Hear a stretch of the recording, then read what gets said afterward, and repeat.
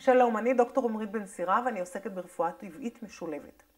צרבת יכולה להיגרם על ידי 3 גורמים. 1. תזונה לקויה שאינה מתאימה לצורכי הגוף. הגורם השני הוא מתח מתמשך כמובן.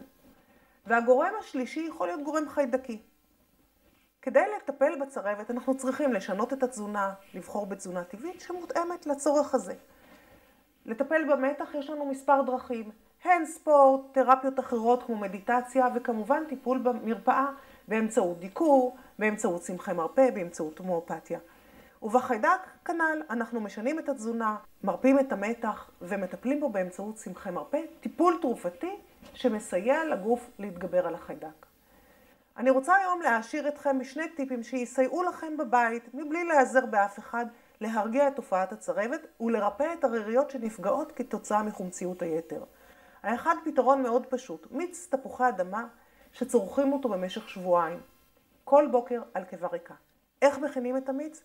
לוקחים תפוח אדמה לבן גדול או 2 קטנים, מגרדים אותם, סוחטים אותם ואת המיץ שנוצר מוהלים בכמות שווה של מים פושרים. שותים לאט לאט מדי בוקר במשך שבועיים על קיבה ריקה. זה מרפא את הריריות ומרגיע את תופעת הצרבת.